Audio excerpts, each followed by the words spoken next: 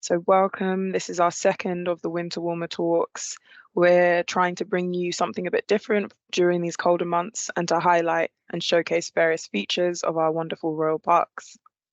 My name's Ade and I'll be with you for the rest of today, and we'll be hearing from the wonderful Charlotte later.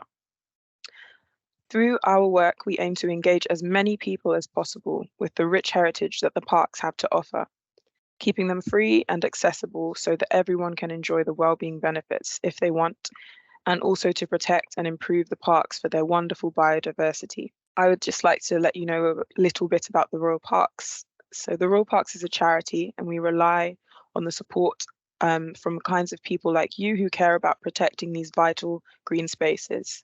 The Royal Parks are home to much of the city's wildlife, home to London's amazing history, and home to precious memories and moments. This talk is free and open to all, but if you are able to make a donation today, it will help us to look after these beautiful spaces so people can enjoy them now and long into the future. I'll put a link into the chat if you'd like to do that. And without further ado, I will introduce tonight's guest speaker. So we have the wonderful Charlotte. Charlotte Cass has been with the Royal Parks for the past 5 years. First within the learning team and now managing the Help Nature Thrive project. With her wonderful team, they're working to make the parks more resilient to the effects of the biodiversity and climate crises, and is here today to share some of the fascinating research and work that they have been up to and the wonderful wildlife they're striving to protect. So I'll pass over to Charlotte for the rest. Wonderful, thank you so much. Such a lovely warm welcome, Ade. I'm absolutely delighted to be here this evening to talk to you all about the wonderful wildlife and nature here in the Royal Parks. As Ade mentioned, I'm Charlotte Cass, and I run a project called Help Nature Thrive, which is a Royal Parks initiative made possible thanks to the wonderful players of People's Postcode Lottery. With their support, we're working to make the parks more resilient to the effects of the biodiversity and climate crisis. Through research, informed projects to protect, conserve and enhance the habitats, and most importantly, engagement. With such an enormous undertaking, it's not something that we can tackle alone, and there are so many interwoven aspects to the climate and biodiversity crises that it's a matter of not just large strategic decisions, it's about the individual choices of each person who steps foot in a Royal Park. Together, we're all having an impact, and part of this project is about all making sure that that impact is a positive one. I'm just going to pause for a moment while I do the technology thing of trying to make the PowerPoint share. I won't be a second. I've got a lot of lovely pictures that I'll be sharing with you, just because we've got such incredible spaces here in the Royal Park. So I've chosen a selection of photographs and things to just go alongside this talk. So I've been talking a bit about the biodiversity and climate crises, and I'm aware that these aren't always put together. So I just wanted to take a moment at the beginning of this talk to discuss why we're considering them in tandem. While I would love to solve the climate crisis, the scope of that is obviously not something which could be met by a project like this. But the reason we're talking about it is because the impact climate change is already having on the biodiversity crisis and the anticipated impact that the climate crisis will have in the future. And the biodiversity crisis is not a small topic either, and isn't also caused only by the climate crisis. I could do an entire talk on a whole myriad of issues which have and are feeding into the biodiversity crisis, but I'm not going to do that. Firstly, because that's not the talk you signed up for, but also because that information is quite widely shared and there are much better placed people to discuss that. What I'm here to talk about today is very much from a parks perspective. The Royal Parks are a collection of urban green spaces covering a collective area of about 5,000 acres in London. And at last count, over 77 million people visited them each year, a number which we suspect has increased since the pandemic. But there's so much more than that. They're historic spaces. They were used by Henry VIII as hunting grounds, the Elizabethan military displays, free speech at Speaker's Corner. They're a place spent with loved ones, and where you meet up with your friends and have a picnic, and a place to escape from the noise of the city. They're part of people's lives. And on the other side of the same coin, they're a haven for wildlife. the habitats they hold, the birds that sing, the bees that buzz, the rare, scarce and protected habitats and invertebrates that thrive in our parks, and are the reasons Richmond and Bushy Park have been designated as sites of special scientific interest. And the parks are that whole coin, the dual purpose hand in hand, the value not just for people or just for wildlife, but as a meeting point, a merging of the two in the heart of our capital city. But with the climate and biodiversity crisis, that is all at risk. We know that problems are coming, we're already facing the beginnings of them, and we need to take action now to protect that beautiful dual purpose of the parks. And it comes down to this, at the core of the biodiversity crisis, that biodiversity protects. It provides resilience and the scope to flex with change. We know we're going to lose species and habitats, and to break it down into its most simple terms, if we only have one species and it can't cope with the change, we'll be left with none. As you can see in this picture here, as a result of a drought a few years ago, if you have just one species of grass, something changes, is put into stress, and if that one can't cope, we lose all of them.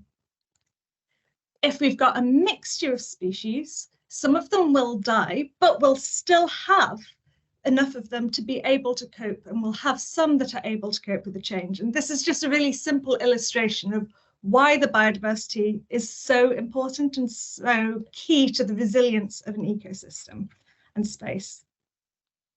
Sorry, I've just lost my place. So I'm going to talk about some of the different areas and habitats that we've got within the space. And we're going to we've been, as part of our project, researching things so that we can understand more about the spaces that we're managing. When you think about instead of just one species of grass or having a couple of species in a meadow, we need to sort of scale it up when we're looking at the parks across the myriad of habitats and over 7,000 species. And we're going to be monitoring them, surveying them, identifying opportunities to increase the number or quality of habitats, understand which species we have, identifying where their vulnerabilities lie, and taking action to reinforce them now. And on the other side of the disc, it's about looking at the resource we have and how it in itself can be helpful to mitigate against climate change. Trees sequester and store carbon, they intercept rainfall, and they can help act as a water store to reduce the chances of flash flooding. Due to that, one of our most valuable and understated resources we have is the very ground beneath our feet. With the ability to infiltrate and soak up the rainfall, hold onto it and release it slowly rather than one fell swoop of impermeable ground, which causes devastation of flash flooding. Not only that, but soil is a carbon store. It's holding on to the carbon that's been taken in by the trees, and it locks it away for the future. So one of the pieces, this is the first habitat that we're going to be looking at today. We've identified as part of our biodiversity monitoring and strategy a number of key and characteristic habitats that we're working towards protecting over the next few years. And one of them is going to be soil. We've actually done a couple of really interesting pieces of research over the past year. We had some volunteers who are helping us. And we've been looking at not just the soil, but the species that it's going to be having an effect on, because the species that are growing on top of soil will be impacted by what sort of soil is underneath it. So across the parks, we've just done a grassland condition survey, looking at the different types of species we've got, the different areas of habitat we've got, but then also monitoring the soil that sits underneath them. We've started doing something called eDNA analysis, which is looking at the environmental DNA that's inside the soil.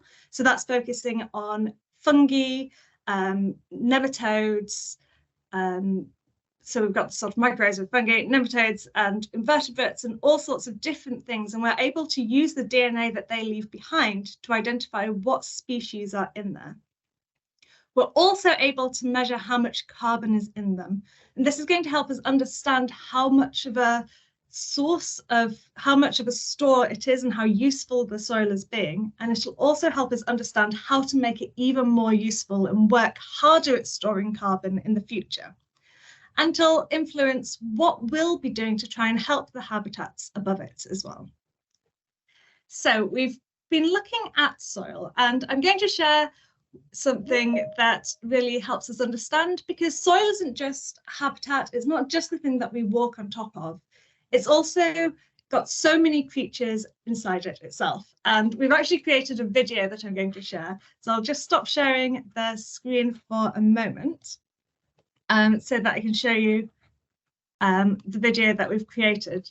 And it's just sort of trying to bring to life the information that we're trying to gather and the reason it's so important. And it's drawing one of the first species that we're going to look at a little bit closer, our most reclusive creature, or one of our more reclusive creatures of the evening, and it is our humble earthworm.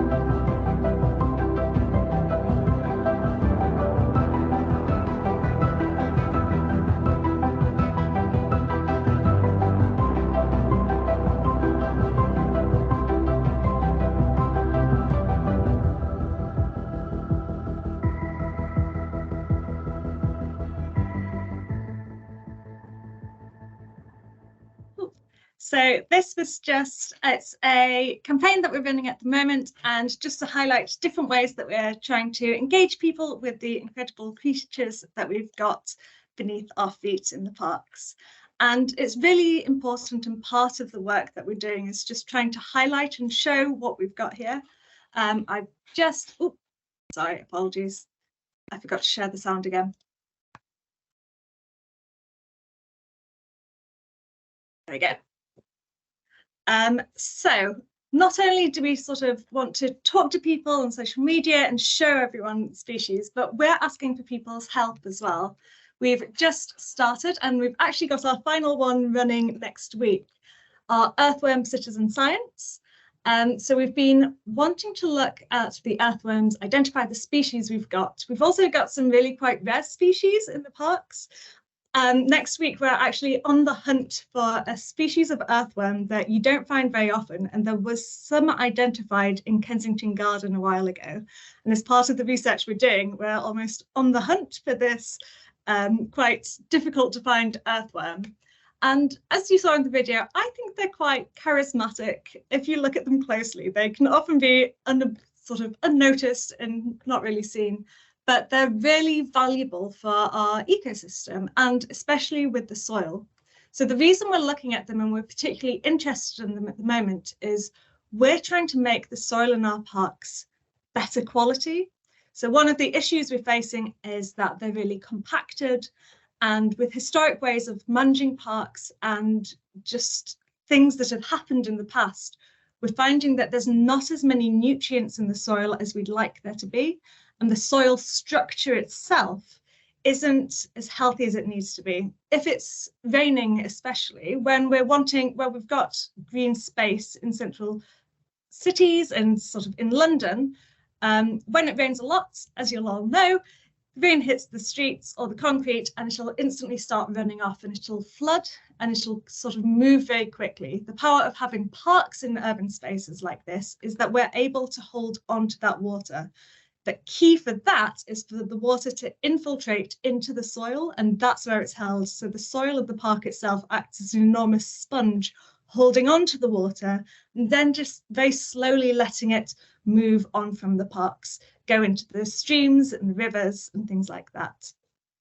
But if the soil is compacted, there's nowhere for that water to go, so the rain will run straight off it. So what we're wanting to do, both to improve the quality of the soil as a habitat and as a place for the trees and the plants in the parks to grow, but also to improve the parks from the side of, we know that climate change is happening and incidents of flash flooding are going to be increasing.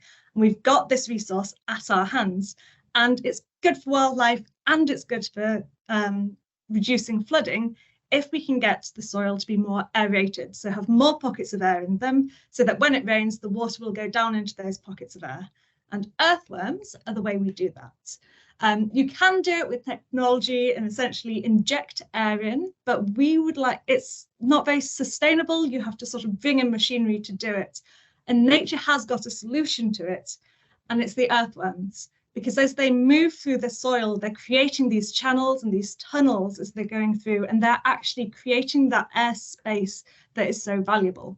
So we're hoping to increase the quality of the soil by having more earthworms. On the other side of the same coin, one of the ways we're trying to increase the nutrients of the soil is also linked to earthworms, because the earthworms will be eating dead, decaying matter on the surface of the soil, dragging it down into the soil, excreting it as nutritious worm poo, as I tell children when we're talking about it. But they're putting those nutrients back into the soil. So when a tree will then grow out of the soil, it takes the nutrients, and then when the leaves fall from the tree, they'll fall onto the ground, and those nutrients, rather than being removed, will go back into the ground. And that's why we're striving to, wherever possible, increase the amount of places where we're leaving the leaves where they are and where they fall, because the nutrients that the trees need to grow are in those leaves. And if we remove them, there's less nutrients every year as they go through. On the same side of that is the worms will be where the leaves are, and they eat the leaves. So if we want to have the soil more aerated, it comes hand in hand with having the soil being more nutritious, because without nutrients, the worms won't be there as well. So that's one of the reasons we're doing our Earthworm Citizen Science. We're really excited to see what the results are. And we've been working with, I think we've had 50 volunteers so far who've signed up. And it's been absolutely wonderful. I think we might even have a picture of some of them hard at work. Here we go. So going to some of our historic sites and going to areas where we've got leaves and areas where we're not able to leave the leaves where they are. There are some places where it's just not practical to leave the leaves. So London plane trees in particular have really slippy leaves, and it sounds quite strange, but when we've got these incredible places with so many people using them, we do need to make sure that they're safe as well. So in some places we do need to remove them. And what we're doing is looking at how much of an impact leaving the leaves is having on the earthworms, and using that as an indication of whether the changing the way we're managing leaves is having an effect, and the desired effect we're wanting on the soil. So this is another creature that I'm going to focus in on. It's another one of my absolute favourites. I wonder if you've all got a chat function, I wonder, does anyone want to hazard a guess on what created this hole? You don't have to, but it's fun. Have we got any suggestions? Anything in the chat? We've got bee. Ooh, bees are good guess. We've got lots of mining bees in the parks.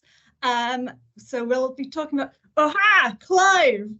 So we've got it. So wonderful Clive has worked out what we've got here, and it is a dung beetle hole. So in Bushy Park this year, we've been running a dung beetle citizen science, where we're looking at the different species of dung beetle we've got. We've actually found some new species of dung beetle that we didn't realize we had in the park this year. So it's been very exciting. And this, what you can see here is, it's about the width of your finger. So they're quite large holes. And dung beetles have got a fascinating life cycle, and they rely on dung. So that's why we find them in things like Bushy Park and Richmond Park, where we've got our wonderful deer. They are also, in my opinion, absolutely adorable. Look at that little face. So not everyone shares my adoration for dung beetles, but they're really useful as well. So they are detritivores, which means that they eat dead or decaying matter, and they are helping with the parks. They're also an indicator of healthy parks as well. Oh, I think, Clive has been one of our wonderful dung beetle citizen science. That's how you knew about it.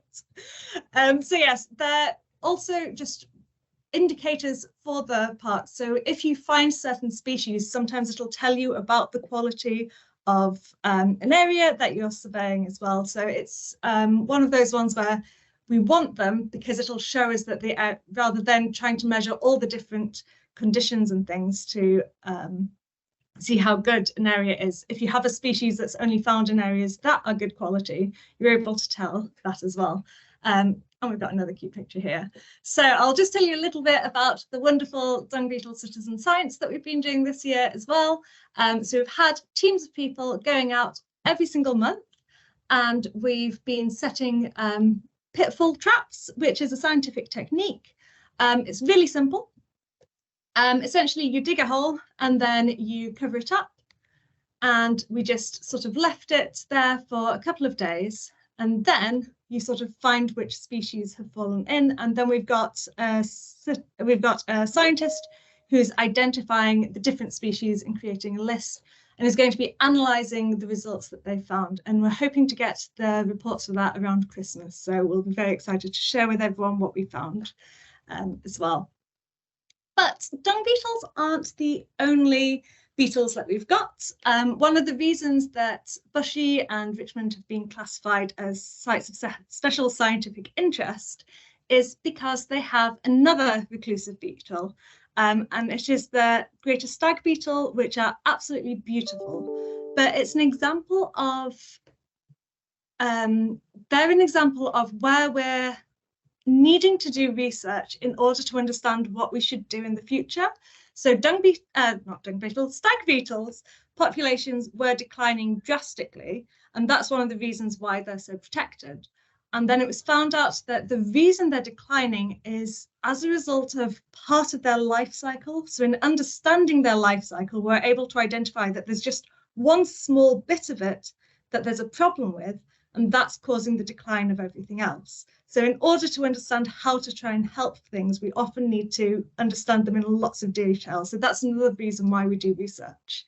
And it was found that there wasn't enough dead wood, because essentially people used to take away dead wood, in natural habitats, dead wood, a woodland, the tree would die, it would fall over, and it would just decay away. With the way that parks are managed and with lots of spaces, once a tree has died, it's sort of removed. And what that was causing was there was nowhere for the larvae, because the larvae will spend 7 years underground in the roots of dead trees and in dead wood. So we found out that we need to leave the dead wood where it is, or create habitats that are similar to decaying wood. So you can sort of you can bury wood as well, and that'll replicate the same thing that they need. But that was the problem. And once we understood that, we're able to increase the amount of dead wood that's around. And then that in turn would increase the number of stag beetles we've got. So when you go into any of our parks and you see logs and things that are left where they're standing, it's not because we can't be bothered to move them, we promise. It's because the dead wood itself is such a valuable habitat. But it's often in just the small beginning parts of, so woodlice and things will spend their adult life, but sometimes it's just the very beginning part. Lots of things will need to use that as well.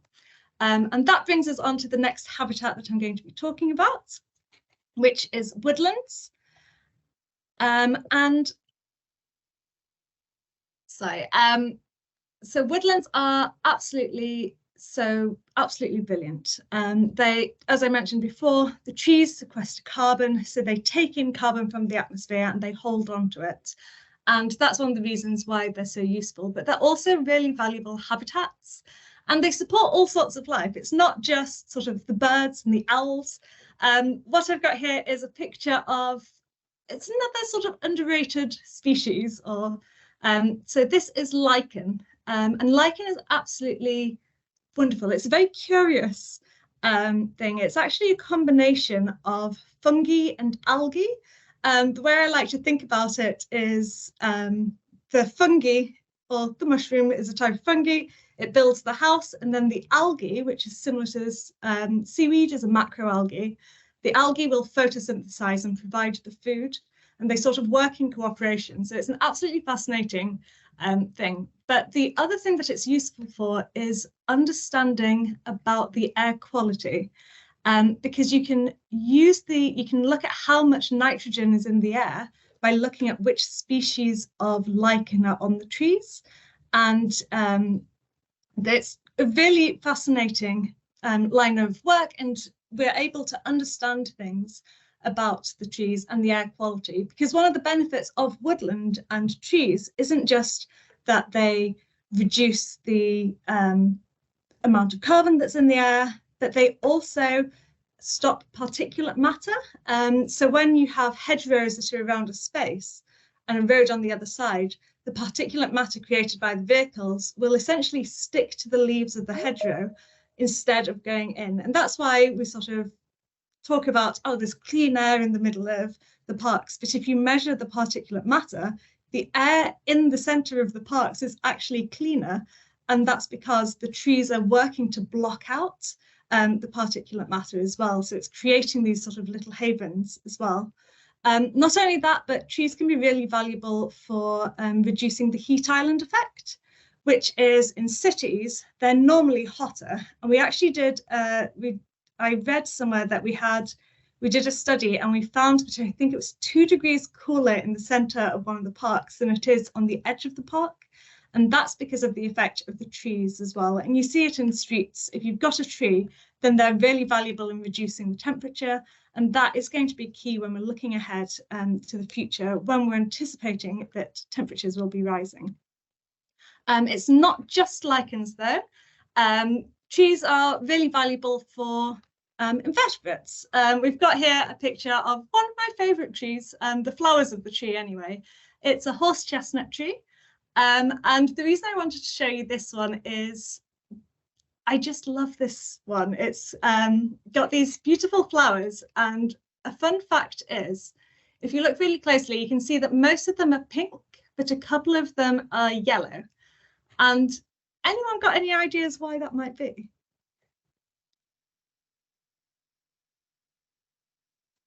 I'll give you a second to put it in the chat if anyone's got any ideas. I'm just wondering if anyone knows. Oh, good guess.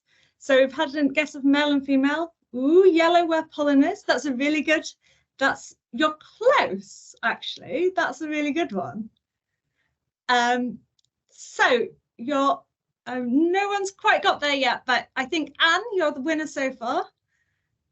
The reason for it is the red ones haven't been pollinated yet, and the yellow ones have.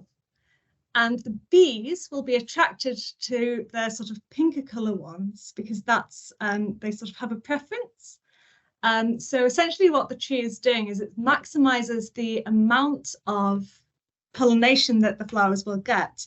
By as soon as the flower has been pollinated, if a bee visits it again, it's not going to get more pollinated. It's already done its job. So they essentially turn the light off so that the bees stop being able to see it. And it means that the bees will go to the ones that haven't been pollinated yet. And I think this is a really nice example of the way that species will sort of work together. And this has happened over many, like, enormous amounts of time. And that's one of the reasons that climate change and the climate crisis is going to be having a really big effect, is that things will work together because they've been together for such a long time. Climate change is causing change to happen at such a rate that they can't change at the same rate. So if the species moves and different species come in, they don't have time to cope with that change, because things on the scale of trees and evolution is very, very slow. whereas the change that we're seeing is much faster than that. And that's one of the reasons why we're having to sort of think and plan ahead for the future. Another thing that we've got is trees, when we're planting them, some of the trees we've got in the parks are about 400 years old. So we've got veteran trees, and we've got even older ones as well. So when we're planting a tree, we're thinking not about what it's like now, but what it's going to be like in 50, 100, 200, 400 years' time. We're anticipating that in about 2050, we'll pass the 2 degrees centigrade above the global temperature that was there at the beginning of the Industrial Revolution. So that's just in about 25 years' time. So the tree will just about be beginning to get its roots settled and be beginning to grow. So it'll almost be in its adolescent stage at that point. So we're having to think about what it's going to be facing. And wherever we plant it, that's where it's either going to survive or die. It's not like invertebrates and other species where, as the climate changes, we'll be starting to see lots of migration. Different species will be in London, and then species that are in London will be moving up to Scotland, and they'll be moving as the temperature changes. The trees and the plants aren't able to do that. And it's that sort of mismatch that's going to be happening, where the trees and the plants will be staying the same because they can't move, but the creatures that can move will be forced to move as well. And that's one of the issues that we're trying to address as well. So forecasting ahead, not just to what are the conditions going to be like for the tree, but well, what invertebrates and what pollinators are we anticipating will be here at the time that this tree will need pollinating and things like that. So it's a really interesting area of research that we're sort of trying to work out. And it's sort of, yeah, it's absolutely fascinating, but it's one of the problems we're facing as well. Another one we're facing is that lots of people don't think about plants as getting diseases or getting illnesses. They don't sort of get a cold the same way that we do, but there are diseases and pathogens and things that can have an effect on them. What we've got on the screen here isn't actually, it's not very detrimental to the trees, but it's just an example of one of the sort of fun things that comes alongside with trees. So these are nail galls. They're from a certain type of gnat, and it will lay its eggs on the leaves. And the egg is essentially covered in the grow hormone of the tree, and it'll trick the tree into growing the structure around the egg. The egg will sort of drink the sap of the, once it hatches, the grub will drink the sap of the tree, and then once it finishes growing, it'll sort of leave as well. And their sort of galls are, you find them oak galls as well. I don't know if any of you have ever heard of oak gall ink. So that's made with iron oxide mixed with an oak gall, and they think that things like the Magna Carta, it was an example of the first permanent ink was made using oak galls and iron oxide. But there'll be all sorts of different, as this sort of migration happens with the changing climate, we'll also see pathogens and new things that the trees haven't learnt to cope with sort of coming through as well. So that's one of the things that we're having to consider when we're planting new trees. We're not just going, okay, we need to plant a tree because it's great for carbon storage, it's great for the urban heat island effect. We need to think about, well, what trees are going to survive in the future as well. So we've got, I'm just aware of the time, we've got another really interesting thing about the trees, and it sort of links back into the soil, is fungi. So whenever I talk about fungi or mushrooms and things, the first thing that comes into people's heads is, this is my favorite one, it's a fly agaric. It's sort of the fairy tale toadstool. But the interesting fact is the fungi and the mushrooms that we see are essentially the flowers of the fungi.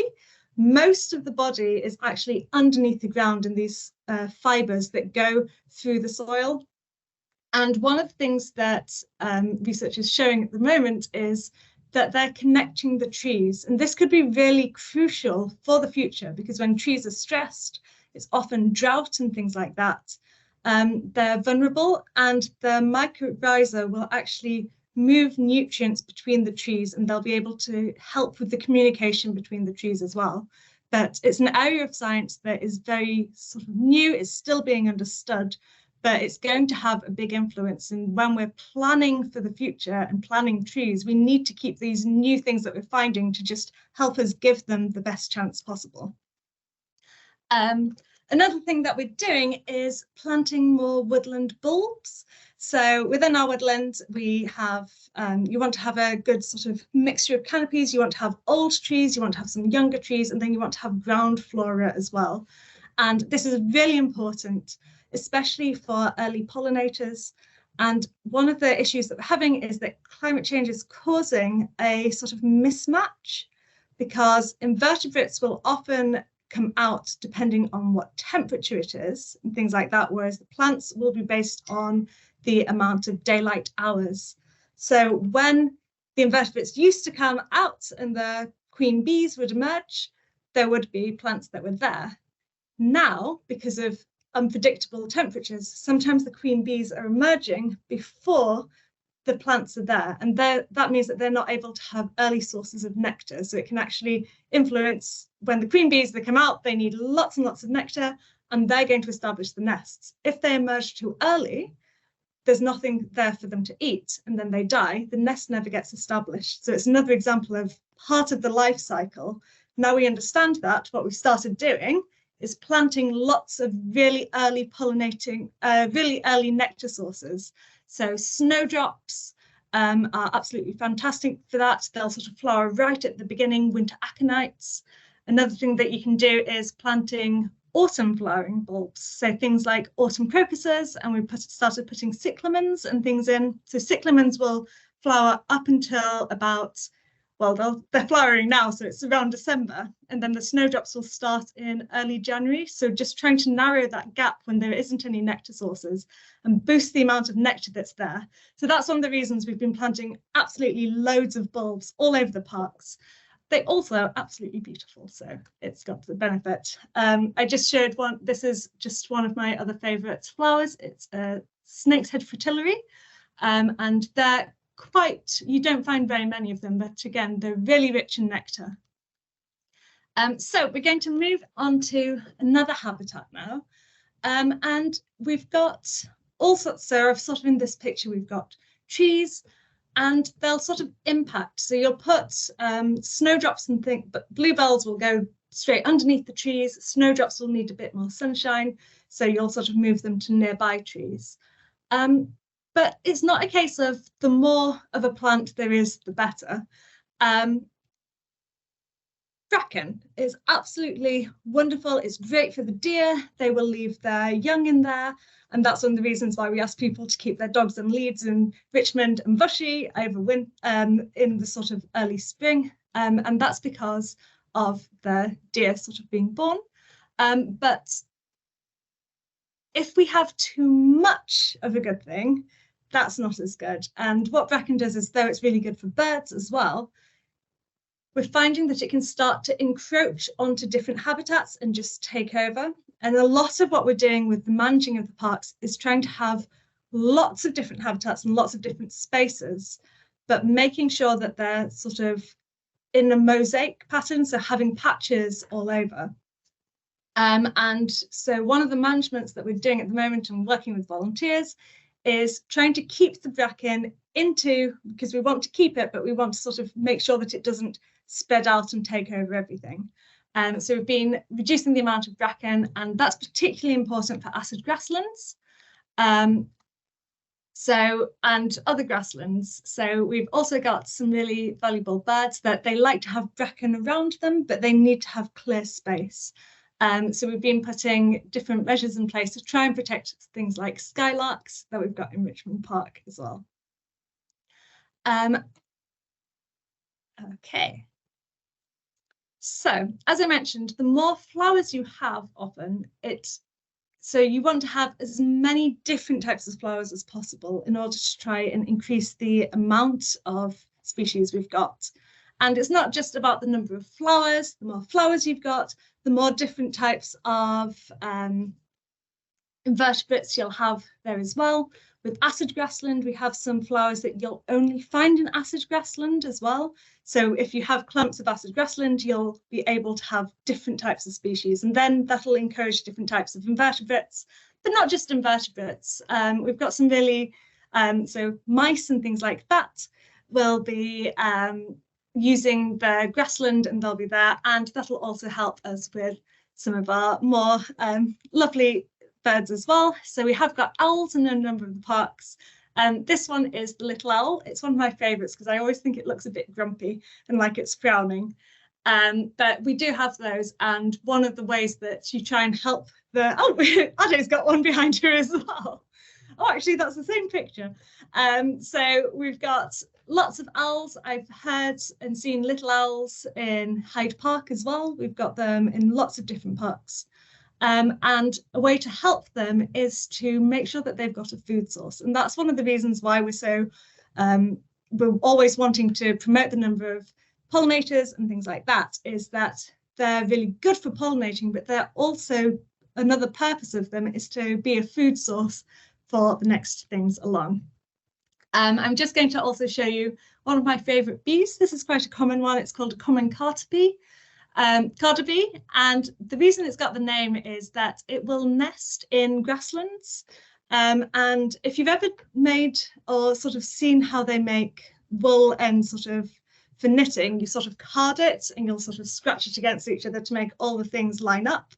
And then you'll sort of twist it into wool. And that's where they got their name from, because they'll be doing this and sort of moving the grass, and they build themselves a nest, and there'll be about 200 of them in one of those. But there's about 250 different species of bee in the UK, and only one of them is a honeybee.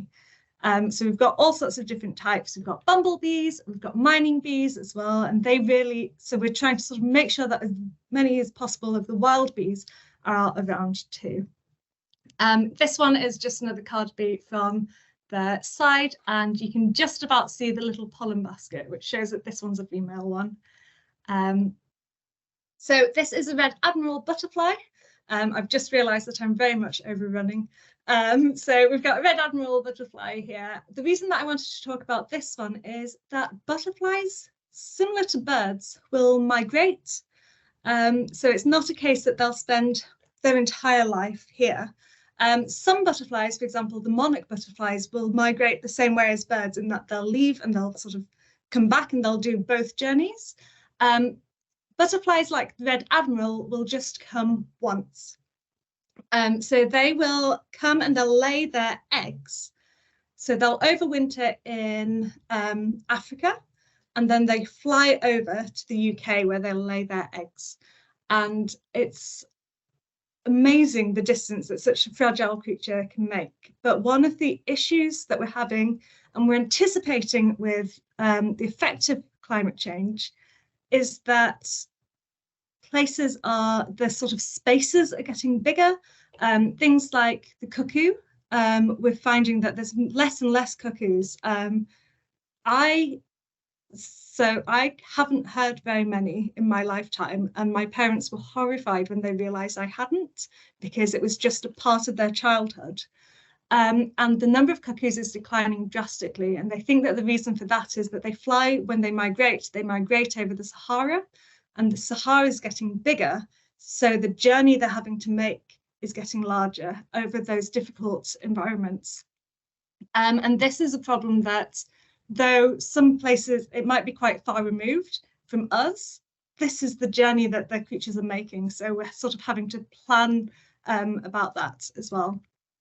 And it's not just bees and butterflies. I wanted to take a moment to talk about the other things that are pollinators. Flies, the normal flies that we sort of see in our houses, they're really important pollinators. This one is, I think, the cutest pollinator.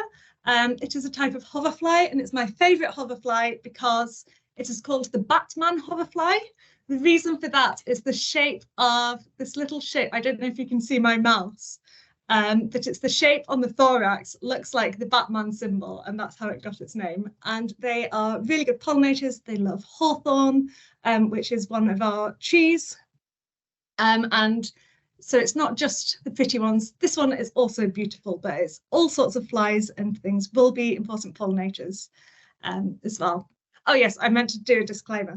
My other favourite fact about Batman hoverflies is that they don't live their entire life above ground like you'd expect. Their life cycle is curious, and it's related to the final habitat that I'm going to talk about very, very quickly in the remaining 2 minutes. I promise, Ade. And it's one of my favourite aquatic invertebrates because when it's in its larval form, it lives underwater, and it lives as the beautiful and disgusting rat-tailed maggot. If you don't want to see maggots, I'd suggest you shut your eyes for a moment. I won't leave it on screen for very long. But these are the rat-tailed maggots. They live underwater, and then when they emerge, they'll sort of emerge out of the water as the Batman hoverfly. But those rat tails that you can see have a fascinating purpose. They're essentially snorkels. So they'll hang underwater and have the tail coming up, and they'll be breathing out of that as well. But we've got all sorts of creatures that do the same thing. They'll spend their younger life underwater and then they'll emerge. So we've got the dragonfly. Dragonflies are absolutely spectacular. They have these 4 wings that are able to move independently, and that's the reason their shoulders are so big. And their eyes are absolutely incredible. They've got fantastic eyesight, and it's so quick. They're able to see in the ultraviolet as well, I believe, which is really impressive. And they're one of the few species that's able to sort of catch and hunt on the wing because they're able to coordinate so well. They're also one of the top predators underwater. They have a fantastic jaw in their juvenile form that when a tadpole or something juicy comes swimming past, it'll shoot out its jaw, capture it, and eat it. But we've also got demoiselles and all sorts of other creatures too. We also have not just in the water, but reliant on the water, other creatures such as the beautiful kingfisher. And we've got a number of those along our water bodies too. One of the ways we're trying to improve the water quality is we're needing to plant more plants in it because they'll help to aerate it, there'll be more oxygen in, and with more and more pollution and pollutants coming in, you can use different plants to help to clean up the water. So you'll see in lots of our parks we're putting in reed beds and they'll help to take away and sort of soak up those things as well. We're also changing some of our water bodies so you can by increasing the speed of the water and things like that, you can just make sure we can almost engineer it to make it the highest quality water as possible. And that's to support the invertebrates and things that are in there and they're reliant on the water. And then they'll sort of emerge from the water and become part of the food chain.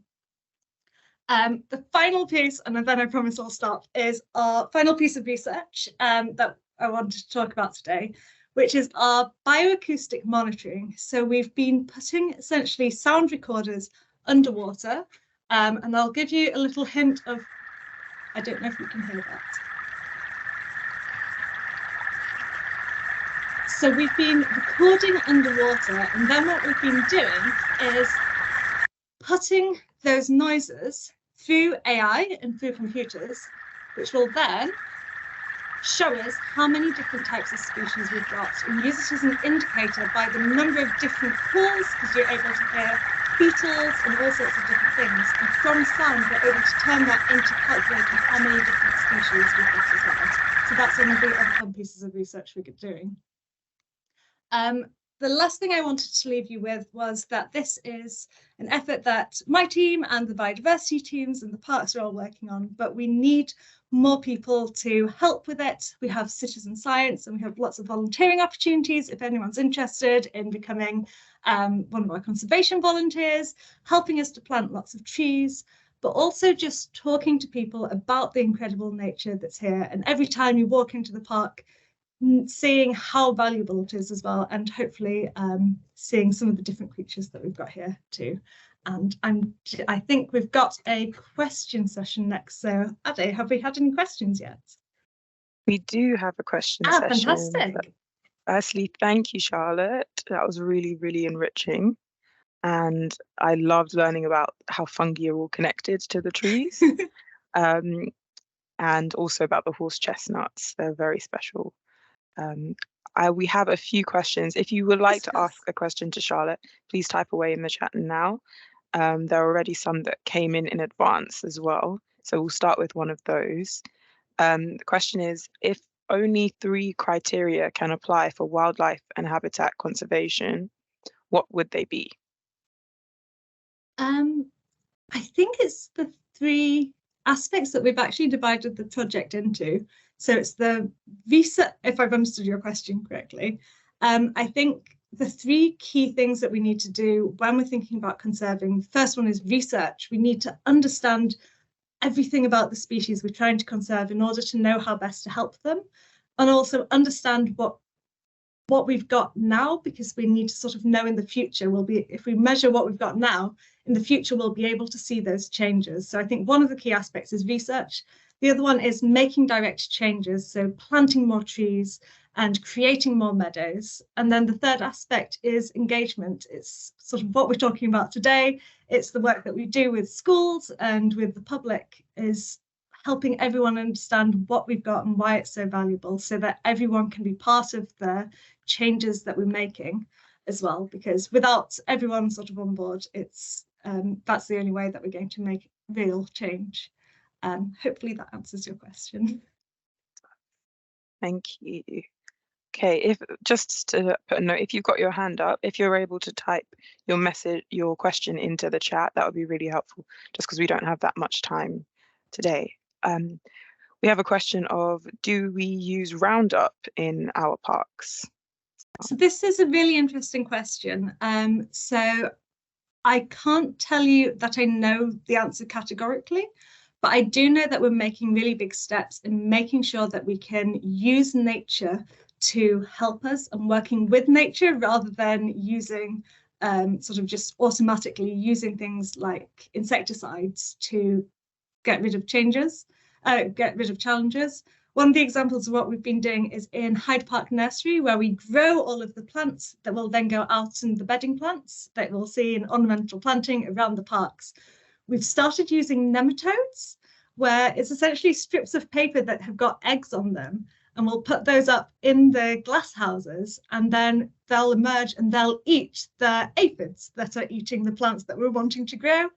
Other things that we've been doing to sort of try and work out different ways to get around it is companion planting. So things like in our allotments, and whenever sort of, this is something that's used in quite a lot of places, is instead of using an insecticide, what you can do is work out what the predator of the creature that's eating your plants is, and introduce that one. So ladybirds love to eat aphids. So if you plant calendula and things like that next to the plants that are being eaten by aphids, the ladybirds will come, eat all of the aphids. You don't need to sort of use insecticides and things like that. So I hope that answers your question, or sort of goes with some of the ways that we're trying to make sure to help invertebrates as much as possible.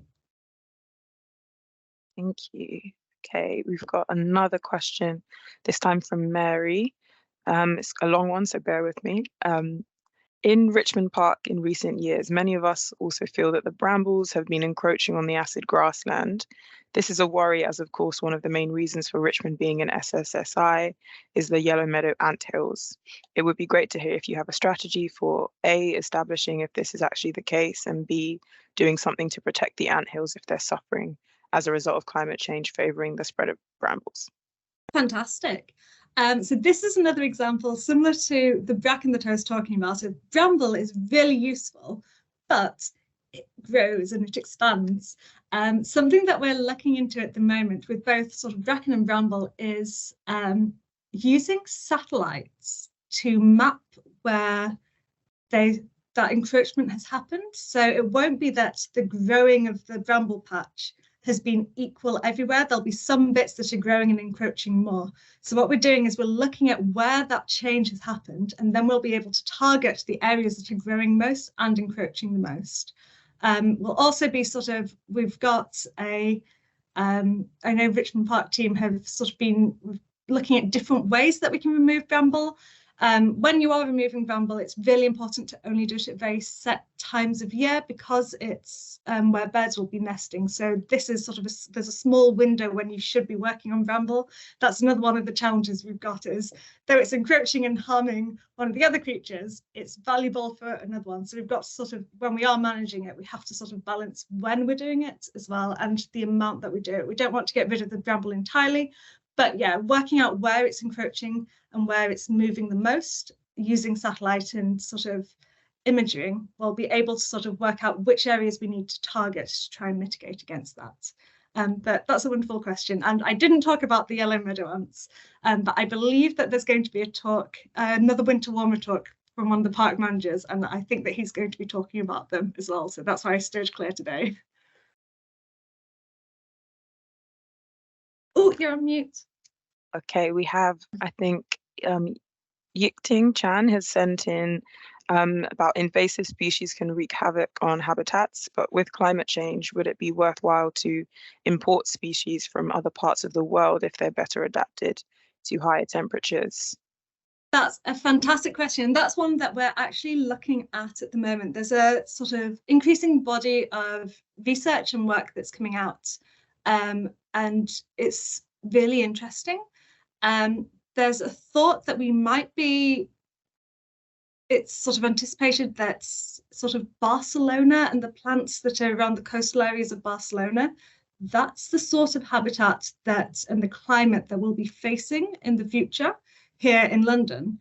So trying to work out so that we can understand, because naturally, and if it was happening over a long period of time, so those plants would make their way over. But as I was sort of talking about before, they're not going to be able to make it over. So we might have to start making decisions rather than planting native plants, sort of accepting that the plants that are going to need to be growing here are the ones that are in the climate that we're anticipating we're going to be having. It's a really interesting school of thought, and we don't have the answer yet. It's because it's got sort of lots of different nuances. We need to understand the impact that doing that would have on the habitat we've got. And there's sort of moral questions as well of, do we just give up the habitat that we've got and sort of take on the one that we're going to have, or are we going to try and find a middle ground, or do we try and protect what we've got? So it's not one that we've got an answer to yet, but it's really interesting, and it's something that we're going to be needing to look into, and scientists all over are looking at this exact sort of thing and trying to work out how much we should do, how much movement we should sort of purposefully do to, but yes, we don't know quite what the answer is, but that's exactly the sort of research that's going on at the moment. And we're keeping a really close eye on so that we can sort of be informed by it in the way we're managing in the future. Okay, I think we are at time, but maybe we have time for one more question, just the last one, because let me just go. Because we had Mary as again just asking us about the deadwoods strategy, whether we have a proposal for deadwood, because there are some thoughts around dens. We know that TRP has been concerned about deadwood being used to create dens, and for a while volunteers in Richmond Park were taking them down. So and saying that creating wood piles doesn't work either. So do we have a strategy? Yeah. So I don't know whether we've got, I know it's something that we've been discussing a lot as well. It's one of those quite tricky things. So for example, we did a bryophyte, so a moss survey last year, and we found a single incidence. So one tiny little specimen of a rare type of moss on a single log that was just in Richmond Park in one of the wooded areas. And things like that, where we have this species. It's absolutely incredible. We've got it, but it would be really easy for someone to pick up the log and build a den out of it, and then the only individual of that species we've got before it can establish can get destroyed. So that's one of the reasons we've got sort of these concerns around den building, because they're such a valuable habitat. And one of the things that we're thinking about doing is working out where the deadwood is. That's because we've got some enormous spaces and we don't know exactly where all the deadwood is. and working out what we should do with it. One of the sort of schools of thought we've got at the moment is in areas of woodland that are enclosed and aren't open to the public, making sure that we've got sections of dead wood that are within them, or having dead wood that's sort of in pockets of areas that can't be accessed, to make sure that we've got it. But we've not quite got a plan yet. But that's sort of addressing why we've got concerns. It's a really fun thing for people to do as well, which is the sort of other side of it, is that they're spaces for people, so we can very much understand why people are building dens. But that's sort of the reason why it's a concern to us, is that there's so many valuable species, and in just moving a piece of dead wood, it can have such an impact on that habitat. So that's one of the reasons why raising awareness is so important, because so many people don't realise that it is a habitat and valuable in and of itself on the ground, rather than just a value as a means to build a structure. If that answers. Thank you. That I think that answers, and it's really important what you said earlier as well about the dual purpose of urban parks as well. Okay, I'll give you a break and we'll leave the question and answer session for now, just so that everyone can go and have their dinner. I just want to say a huge thank you to Charlotte for this fantastic presentation, and to every single one of you that's joined tonight. If you have enjoyed it and would like to make a donation to support our work, then the link is in the chat, along with the link for our future talks and our walking tours that we run across all of our royal parks. And the next winter warmer will be happening on the 11th of January, and it will be from the amazing Daniela from the Greenwich Park Revealed project, Daniela Briscoe People, and she will be telling us a bit about what the team are up to, learning about the restoration, what it will mean for users to the park, what changes people can expect to see in the coming years, and how they're working to share and enhance the experiences of Greenwich Park's users and local communities. You can sign up through the link in the chat, and I hope to see you all there. Thank you again for joining tonight. Please enjoy the rest of your evening. And that's it from the Royal Parks, Charlotte and I. Thanks so much, everyone. And Ade. Thank you.